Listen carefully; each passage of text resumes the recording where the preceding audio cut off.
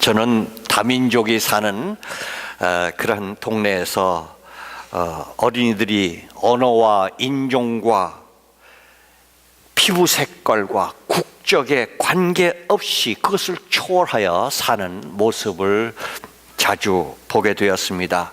말이 안 통해도 서로 잘 놉니다. 얼굴 색깔이 달라도 서로 잘 어울립니다. 국적이 달라도 서로 잘 뒹굽니다. 이렇게 천진난만하게 노는 어린이들을 보면서 저는 생각했습니다. 도대체 이 어린 아이들은 어느 나라 사람인가? 한국 사람인가? 미국 사람인가? 아프리카 사람인가? 그 어느 것도 아니었습니다. 그 대답을 오늘 예수님께서 본문에서 이렇게 말씀하셨습니다. 어린이들은 한국 사람도 미국 사람도 아니고 천국 사람이다 하고 대답하셨습니다. 그렇습니다. 어린이는 천국 사람입니다. 그런데 우리들을 포함해서 어른들은 어린이들을 어떻게 보고 있습니까? 우리 본문 15절 말씀 함께 읽겠습니다. 사람들이 예수께서 만져주심을 바라고 자기 어린 아기를 데리고 오매 제자들이 보고 꾸짖거늘. 제자들은 어린이들이 예수님께 온 것을 꾸짖었습니다. 아마 이랬을 것입니다. 야야야 얘들아 저리 비켜라. 너들 뭐하러 여기 왔느냐? 여기 어른들만 오는 데야. 어린이들은 저 예수님 가까이 가지 말아라. 아마 이런 식으로 꾸짖었을 것입니다. 왜 그랬을까요? 어른들은 어린이들의 가치를 모르고 인정하지 않았을 것이었습니다. 오히려 어린이들을 무가치하게 보았을 것입니다. 또한 어른들은 어른들 중심으로 살았기 때문이었을 것입니다. 어른들은 어린이를 이해하지 못했기 때문이었을 것입니다. 오늘의 말씀이 기록되기 전 약 500년 전에 소크라테스라는 사람도 이렇게 말했습니다. 어른들이여, 당신들은 길바닥에 돌들이 다 금이 되기를 바라지요? 그런데 돌들보다도 더 귀한 어린이들에 대해서는 왜 관심하지 않습니까? 그렇습니다. 옛날이나 지금이나 어른들은 어린이에 대한 관심이 부족합니다. 우리는 돌덩이를 금으로 만들지는 못하더라도 돌덩이보다도 비교도 안 되게 귀한 우리 어린이들 금보다 귀하게 키울 수는 있을 것입니다. 초등학생들을 대상으로 갤럽 조사는 다음과 같은 여론을 조사해 봤습니다. 25%의 어린이는 부모들과 대화하지 않고 생활한다는 것입니다. 42%의 어린이는 지난 24시간 동안 부모의 칭찬을 들어보지 못했다는 것입니다. 50%의 어린이는 부모로부터 뽀뽀를 받거나 포옹을 받아보지 못했다는 것입니다. 54%의 어린이는 부모로부터 사랑한다는 말을 들어보지 못했다는 것입니다. 79%의 어린이는 숙제를 할 때 부모로부터 도움을 받지 못했다는 것입니다. 한마디로 어린이에 대한 어른들의 관심이 부족한 것이 이 갤럽 조사에서 나타났습니다. 어린이를 인정해주고 존중해주고 어린이의 가치를 알고 어린이를 이해하며 어린이를 바르게 양육하는 것이 우리 모든 어른들의 당연한 임무인데 우리는 그것을 망각하고 있다는 것을 오늘 어린이 주일에 새롭게 우리는 자성해야 할 것입니다. 오늘 본문의 어른들이 바로 그러한 잘못된 어른들이었습니다. 얼마나 잘못된 일입니까? 그러나 예수님은 어린이를 이해하시고 가치를 아셨습니다. 예수님은 어떤 존재로 어린이를 보셨습니까? 우리 본문 16절, 17절 함께 읽겠습니다. 예수께서 그 어린 아이들을 불러 가까이 하시고 이르시되 어린 아이들이 내게 오는 것을 용납하고 금하지 말라. 하나님의 나라가 이런 자의 것이니라. 내가 진실로 너에게 이르노니 누구든지 하나님의 나라를 어린아이와 같이 받아들이지 않는 자는 결단코 거기 들어가지 못하리라 하시니라. 아멘. 어른들이 어린이를 꾸짖으시니까 예수님은 반대로 어른들을 꾸짖으셨습니다. 어른들, 당신들 잘못이요. 어린이들 내게 오는 것을 금하지 마시오. 어린이들은 천국 사람이요. 여러분은 어린이와 같이 천국을 어린이가 천국을 받아들이는 것 같이 여러분이 천국을 받아들이지 않으면 여러분 천국에 들어갈 수 없어. 여러분은 어린이를 좀 닮으시오 하고 어른들을 꾸짖으셨습니다. 어린이가 천국 사람이라고 말씀하신 것입니다.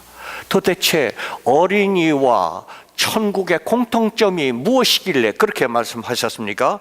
첫째로 어린이는 선의로 모든 사람을 바라봅니다. 반면 어른들은 사람을 대할 때 우선 경계심을 가지고 대하기 쉽습니다. 얼마나 기분 나쁜지 모릅니다. 경계심을 가지고 보니까 오해도 잘 생깁니다. 피해 의식도 생깁니다. 거리감도 생깁니다. 불신도 생깁니다. 미움도 생깁니다. 원수도 됩니다. 패거리가 생깁니다. 그래서 더러운 음모도 일어나고 다툼이 생기고 살인까지 생기게 되는 것입니다. 그러나 어린이들은 누구를 대하든지 악의 없이 대합니다. 이것이 천국의 특징입니다. 불란서의 어느 작은 마을에서 있었던 일입니다. 추운 겨울 비바람이 치던 저녁에 이 집 저 집을 기웃거리던 한 사나이가 외딴 집을 문을 두드렸습니다. 그러니까 안에서 조그만 어린아이가 문을 열었습니다. 이 사나이는 무조건 문을 밀치고 안으로 들어갔습니다. 어린아이는 아저씨 얼마나 추우세요? 이 난로 가까이 오세요.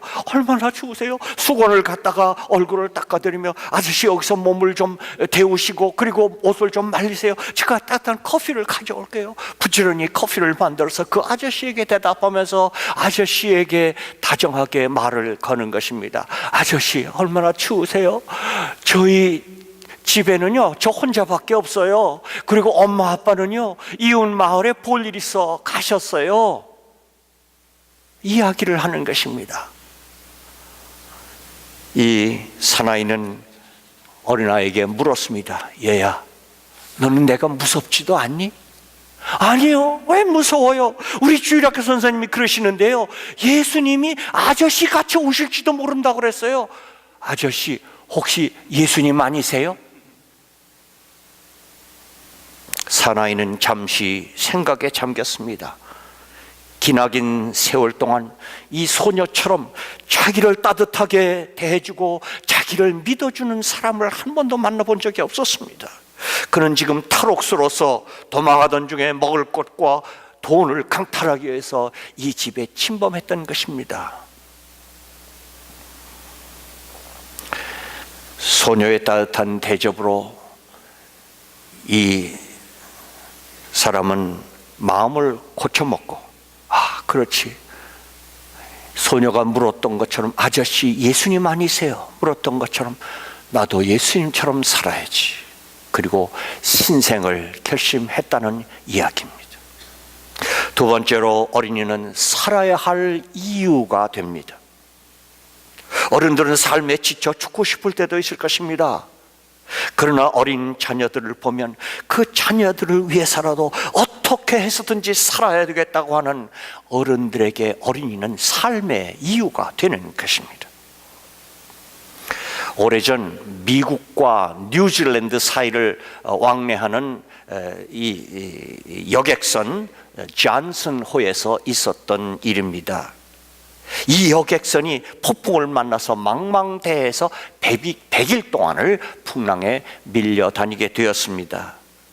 식량은 다 떨어지고 달리 구조받을 희망도 전혀 없었습니다. 당시는 무전기가 발달이 안 돼서 구조를 요청할 길도 없었습니다. 배에 모든 사람들은 절망하며 자파조기 상태에 빠져 죽음만을 기다리고 있었습니다. 그런데 선실에는 태어난 지 6개월 되는 어린 아기가 있었습니다. 이 어린 아기는 누구를 보아도 언제나 생긋생긋 웃었습니다. 모두가 죽음을 기다리는 이 표류의 상황에서도 어린아이의 얼굴에는 평화로운 웃음이 있었습니다. 그 아기를 보는 사람들마다 마음속에 이런 생각을 가졌습니다. 우리는 죽어서는 안 된다. 이 아기를 죽일 수는 없다. 저 아기를 위해서라도 우리는 살아야 한다. 그리고 기운을 내서 살기를 찾았습니다. 실망이 덮쳐오면 다시 그 아이를 보고 새로운 마지막 힘을 내고, 또 실망이 오면 다시 그 어린 아기를 보면서 마지막까지 힘을 내요. 마침내 100일 만에 샌프란시스코 항에 간신히 이 배가 도착하였습니다. 도착 후 선장은 이렇게 말했습니다. 이 배의 선장은 제가 아니라 이 어린 아기였습니다. 이 아기의 웃는 얼굴이 선원들과 승객들에게 살아야 할 이유를 주었습니다. 그래야 우리는 살 수 있었습니다. 그렇습니다. 아무리 힘들고 지쳐도 우리들의 자녀를 위하여 우리는 살아야만 하는 것입니다. 우리 자녀가 우리의 살아갈 이유가 되는 것입니다. 세 번째로, 어린이에게는 무한한 가능성이 있습니다. 어린이는 비록 지금은 보잘것없어 보이지만 그 속에는 무한한 가능성을 품고 있습니다. 미국의 20대 대통령을 지난 제임스 가필드라고 하는 그 왕은 신문파리 소년을 보고 꾹벅절을 하는 것이었습니다. 같이 가던 친구가 물었습니다. 어찌 저런 그 보잘것없는 아이에게 절을 하는가? 대통령은 이렇게 대답했습니다. 그건 말일세, 저의 아이의 가슴 속에 무엇이 있는지 나는 모르기 때문일세. 그렇습니다. 어린아이는 무한한 가능성을 가지고 있습니다. 영국의 어느 교회에 재직들이 모여서 목사가 목회를 잘 못한다고 추궁을 하게 되었습니다. 목사님은 애쓰시는 것을 알겠는데요, 금년엔 교인이 한 명도 안 늘었습니다.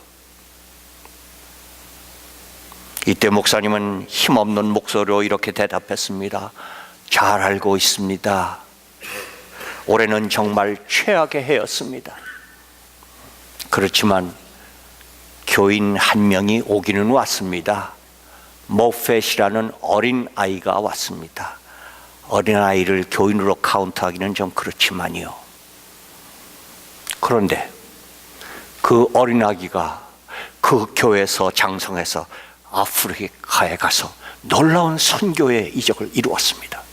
그 모펫 선교사가 영국에 귀국했을 때 영국 국왕이 자리에서 일어나서 모자를 벗고 모펫 선교사에게 경의를 표했습니다. 그리고 모펫 선교사의 사위가 리빙스톤 선교의 왕이 되었습니다. 그렇습니다. 어린아이는 무한한 가능성을 가지고 있습니다. 비록 지금은 캄캄한 터널을 지나는 것 같아도 낭망하지 맙시다. 무한한 가능성을 바라보며 우리의 자녀를 키웁시다. 여러분, 피그말리온 효과라는 말을 잘 아실 것입니다. 심리학 용어인데요, 이건 그리스 신화에서 나온 그 신화 속에 나오는 조각가의 이름이 피그말리온입니다. 그가 돌로 조각을 했습니다. 아름다운 여인을 만들었습니다. 자기가 만들어 놓은 그 돌 조각품이 너무 아름다웠습니다. 그래서 맨날 그 조각품을 사랑하고 그 조각품에게 대화를 걸고 그 조각품에 사랑의 눈길을 보내고 조각품을 쓸어안고 사랑했습니다. 너무도 사랑했습니다. 여신 아프로디테는 그 조각가의 마음이 너무 뜨거운 것을 보고 그 돌에게 생명을 불어넣어 실제 살아있는 사람으로 만들어 주었다는 신화입니다. 그렇습니다.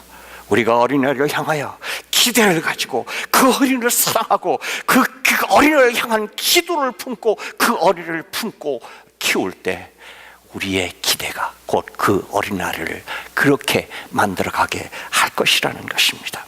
그러므로 우리의 자녀들을 잘 키웁시다. 어린이를 잘 키우는 것은 하나님의 일입니다. 세상의 그 무엇보다도 가장 위대한 하나님의 일입니다. 왜냐하면 어린이는 천국 사람이기 때문입니다. 그러므로 어린이를 키우는 것은 곧 천국을 키우는 것입니다. 기도하십시다. 우리에게 미래의 희망이요 천국의 씨앗인 어린이를 주신 하나님께 감사합니다.